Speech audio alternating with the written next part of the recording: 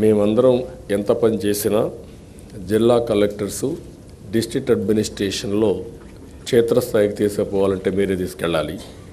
మీలో కూడా చాలామంది పని చేయాలని ఉత్సాహం ఉన్న ఒక అన్సర్టనిటీ, నేను ఈ పొజిషన్లో ఎంచోపు ఉంటాను, ఈ రాష్ట్రంలో ఉంటామా ఇంకొక రాష్ట్రంలో ఉంటామా అనే సమస్య అందరికీ ఉంది. మనకు సమయం లేకపోయినా, అన్నీ సెటిల్ కాకపోయినా దానికోసం వెయిట్ చేయకుండా ఒక దశ దిశ నిర్దేశించుకోవాలి. ఏ విధంగా ముందుకు పోవాలి అనే విషయం మీతో మాట్లాడడం కోసమే మనం కలెక్టర్స్ కాన్ఫరెన్స్ పెట్టుకున్నాం.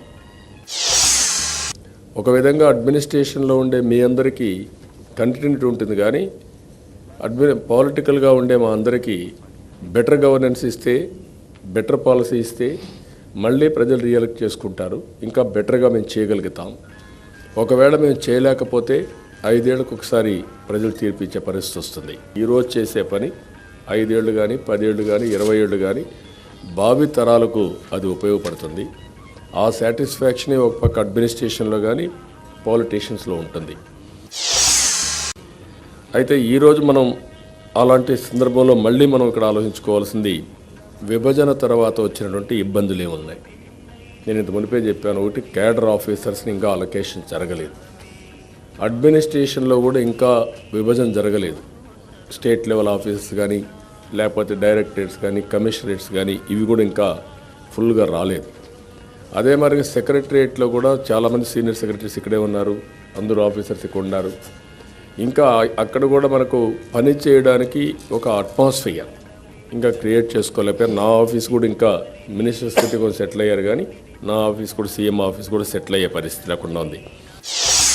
దీని మధ్యలో ఒక సెంట్రల్ ప్లేస్లో రాజధాని ఉంటుంది తప్ప కొంతమంది రకరకాల ఆర్గ్యుమెంట్స్ కూడా పెడుతున్నారు. ఒక సిటీ అంటే ఒక సోషల్ లైఫ్ ఉండాలి, ఒక ఎకనామిక్ యాక్టివిటీ ఉండాలి, ఒక ఎంప్లాయ్మెంట్ జనరేషన్ ఉండాలి. ఇవన్నీ కలిస్తే తప్ప మనుషులు ఉండాలి. అన్నింటికంటే ముఖ్యంగా మనుషులు లేకుండా మనం ఒక ఆఫీస్ కట్టి చూసాం మనం దేశంలో వాళ్ళకి అన్యాయం జరిగింది, రైతులకు అన్యాయం జరిగింది ఇచ్చారు. దానిపైన మేము రైతు రుణమాఫీ కానీ డాక్రా రుణమాఫీ కానీ ఇంకా కొన్ని హామీలు ఇచ్చాం, అవన్నీ వర్కౌట్ చేస్తున్నాం. డెఫినెట్గా కమిట్ అయిన హామీని నిలబెట్టుకుంటాం. నిలబెట్టుకోవడంలో సంపద సృష్టిస్తాం. సంపద సృష్టించడమే కాకుండా ఆదాయాన్ని పెంచుతాం. పెంచిన ఆదాయంలో ఏదైతే మేము కమిట్ అయ్యామో పాలసీస్ అన్నీ కూడా వేవర్ ఆఫ్ లోన్స్ కానీ లేకుంటే ఇంకా కొన్ని నిర్దిష్టమైన హామీలు ఇచ్చాం.